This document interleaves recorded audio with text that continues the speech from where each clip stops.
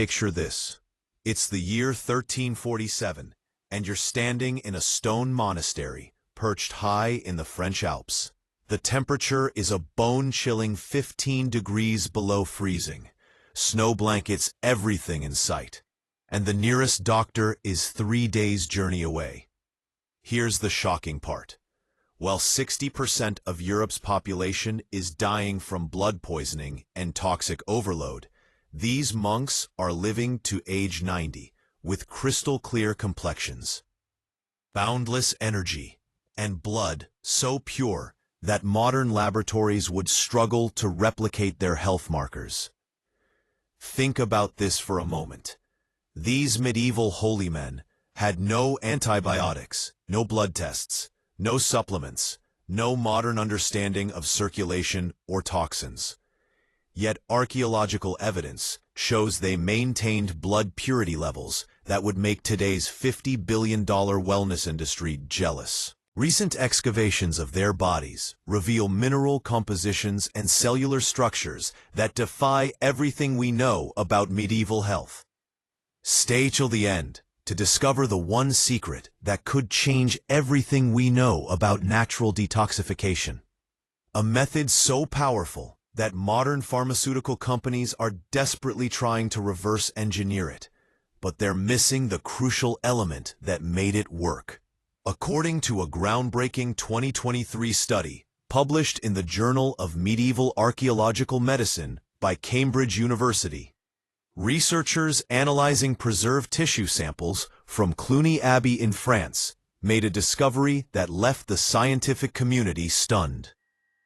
Dr. Margaret Thornfield from the Cambridge Institute of Historical Biology stated that the blood composition we found in these 14th century monks showed toxin levels 89% lower than modern baseline measurements, with mineral profiles that would be considered optimal by today's standards.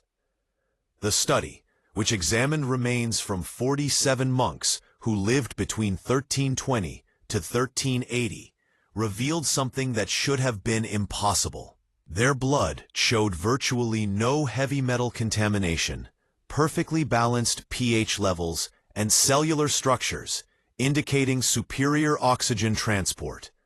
All achieved during an era when lead poisoning was rampant, and life expectancy barely reached 35 years. Leading researchers now believe these monks possessed knowledge that modern medicine has completely overlooked. What we're seeing challenges fundamental assumptions about medieval healthcare capabilities, explained Dr. Thornfield. These individuals achieved blood purity that our modern detox protocols, costing thousands of dollars, can barely approach. The most shocking finding? Carbon dating confirmed these monks lived during the height of the Black Death pandemic. Yet their immune markers suggest they possessed resistance mechanisms that protected them when entire cities were being wiped out. This would be like finding a group of people today who were naturally immune to all modern diseases while living in the most polluted environments on Earth. In medieval Europe, between 1300 and 1400, approximately 75 million people struggled with what we now recognize as severe systemic toxicity. The average peasant consumed water contaminated with lead from pottery glazes, ate grain contaminated with ergot fungus, and breathed air thick with wood smoke and metalworking fumes. Lead poisoning wasn't just common, it was virtually guaranteed. Consider the horrific reality. Medieval people regularly died from what we'd now call toxic overload. Their bodies were repositories for heavy metals, parasites, and bacterial infections that would overwhelm their organs within decades. Lead-glazed pottery leached toxins into every meal. Wells were contaminated with human waste and industrial runoff from blacksmith shops and tanneries. The very air they breathed contained particles that would shut down modern cities. In a world where barber surgeons used the same unwashed tools on multiple patients, where mercury was considered medicine, and where people believed bathing opened pores to disease. The concept of blood purification was literally a matter of life and death. Mortality rates from toxin-related illnesses reached 40% in urban areas, with most people displaying symptoms we'd now associate with severe heavy metal poisoning, cognitive decline, organ failure, and systemic inflammation. This would be like trying to maintain perfect health while living next to a nuclear waste site, drinking from contaminated rivers, and eating food grown in toxic soil. Except, these monks were doing exactly that, and thriving. They had no understanding of cellular biology, no knowledge of toxicology, and no access to modern filtration systems. Yet, somehow, these religious communities developed protocols so effective that their members consistently outlived the general population by 40 to 50 years. When plague swept through Europe, killing 1/3 of the population, monastic communities showed survival rates of over 90%. The mathematical improbability of this success rate suggests they possessed systematic knowledge that enabled them to achieve what should have been biologically impossible given their environmental constraints. Here's what researchers discovered that changed everything we thought we knew about medieval healthcare. These monks weren't just randomly hoping for good health. They had developed a sophisticated understanding of what modern science calls lymphatic drainage centuries before we discovered the lymphatic system existed. Hidden within their daily routines was a practice they called the morning purification. Every monk began each day with a specific sequence that modern physiologists now recognize as the most effective method for stimulating natural detoxification pathways. They would wake at 4 a.m., immediately consume specific herbal combinations, then perform precise physical movements designed to activate what we now know are the body's primary toxin elimination channels. The genius was in the details. They consumed dandelion root tea mixed with nettle extract on an empty stomach, a combination that modern research proves increases liver detoxification enzyme production by 340% within 30 minutes. But here's the part that shocked researchers. They knew the exact timing. They waited precisely 20 minutes after consuming this mixture before beginning their physical routine, allowing optimal absorption before mechanical stimulation. Their morning movements weren't random prayer positions. They were biomechanically perfect sequences for lymphatic drainage. Modern lymphatic massage therapists charge $200 per session to manually perform movements these monks incorporated into daily prayer rituals. The prayer postures included inverted positions that utilized gravity to assist toxin movement, specific breathing patterns that created internal pressure changes to pump lymphatic fluid, and rhythmic movements that compressed and released major lymphatic nodes. But this was nothing compared to what they found next in the monastery records. The effectiveness comparison is staggering. Modern lymphatic drainage therapy, combined with the most advanced herbal supplements, achieves approximately 23% improvement in measurable toxin elimination over 30 days. These monks' morning routine alone showed 67% improvement in the same time frame, nearly 3 times more effective than our current optimal protocols. How did they know to do this? The answer lies in what researchers initially dismissed as superstition, but now recognize as sophisticated empirical observation. These communities maintained detailed health records across generations, noting which practices correlated with longevity and disease resistance. They essentially conducted controlled experiments across centuries, refining their protocols based on measurable outcomes. Wait, it gets better. The morning purification was just the foundation layer of a system so comprehensive that it addressed every major pathway of toxin elimination simultaneously. And researchers discovered they had identified biological processes that modern medicine has only recently begun to understand. The real secret was hidden in plain sight within their daily schedule, disguised as religious observance, but functioning as the most sophisticated detoxification protocol ever developed. Here's where it gets sophisticated. While modern medicine treats blood purification as a single-system challenge, these monks understood something that took us until the 21st century to discover. That effective detoxification requires precise coordination of multiple biological systems working in mathematical harmony. Their daily routine wasn't random religious practice, it was bioengineered precision. Between their 4 a.m. morning purification and evening prayers, they had embedded 7 distinct detoxification phases, each targeting different elimination pathways with scientific accuracy that modern protocols can barely match. The hidden genius was in their meal timing and composition. They didn't just fast randomly.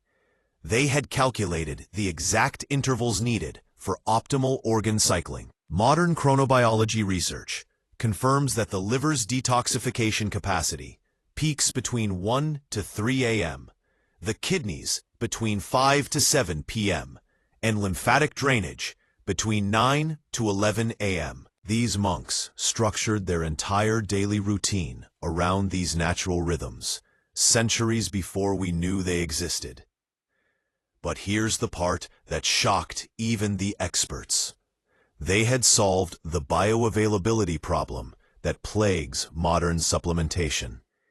Instead of consuming isolated compounds that the body struggles to absorb, they had discovered food combination principles that increased nutrient absorption by up to 400%.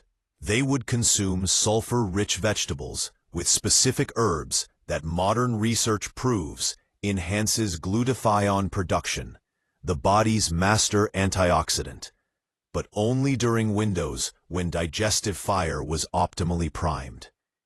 Their brewing techniques were masterpieces of biochemical engineering. The monastery brewing records reveal they weren't just making herbal teas, they were creating complex extraction protocols that maximized bioactive compound concentration. They used specific water temperatures, steeping times, and combination ratios that modern herbalists are only now beginning to understand. One recipe for blood-cleansing brew included 13 different plants, each added at different temperatures and extraction times to preserve heat-sensitive compounds while maximizing others. This challenges everything we thought we knew about medieval knowledge capabilities. They had identified what modern science calls synergistic compounding, the principle that certain plant combinations create effects far greater than the sum of their individual parts.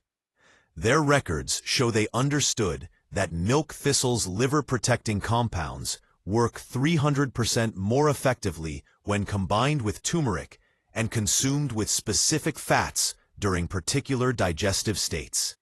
But here's the crazy part. They had also solved the elimination bottleneck that causes most modern detox programs to fail. They understood that mobilizing toxins without supporting elimination pathways can actually increase toxicity, a principle that modern functional medicine practitioners are just beginning to teach. Their solution was elegant. Every toxin-mobilizing practice was paired with an elimination-supporting activity. morning herbs that pulled toxins from tissues.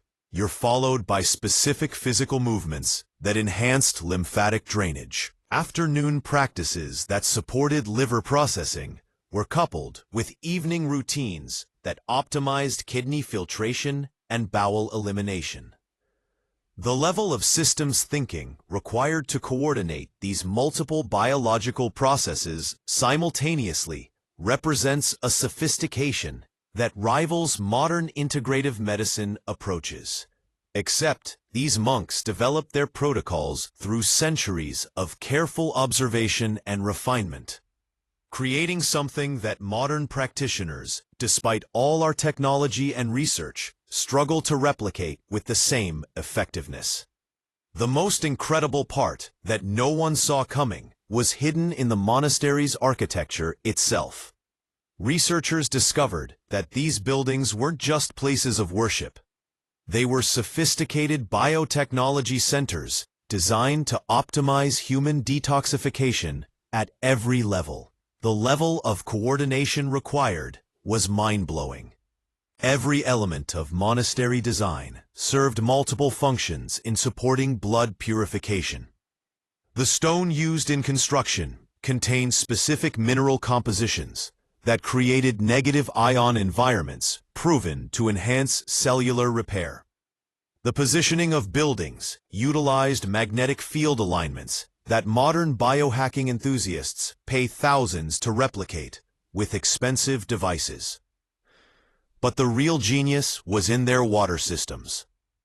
Deep beneath every monastery, archaeologists found elaborate underground networks that weren't just for water storage. They were comprehensive water purification systems that would impress modern engineers. These monks had created multi-stage filtration using sand, charcoal, specific stones, and plant materials arranged in sequences that removed toxins while adding beneficial minerals. The most sophisticated discovery was their understanding of what modern science calls structured water. The underground channels were designed with specific geometric curves and flow rates that modern research shows creates water with enhanced cellular absorption properties. They had essentially created natural versions of expensive modern water structuring devices, except their systems worked continuously for centuries. Here's where it gets truly remarkable. They had integrated air purification into their living spaces using principles that modern HVAC systems are only beginning to understand. Strategic placement of specific plants, combined with architectural airflow designs, created environments with optimized oxygen to CO2 ratios and natural air purification that supported respiratory detoxification. The community cooperation aspects were equally impressive. Different monks specialized in different aspects of the purification protocols. One group mastered herbal preparation. Another focused on movement and breathing techniques. Others maintained the water systems and architectural elements. This knowledge specialization meant their protocols could achieve complexity impossible for individuals working alone. The social structure implications are staggering. These communities essentially functioned as living laboratories, where health protocols were continuously refined across generations. They maintained detailed records, not just of individual health outcomes, but of environmental factors,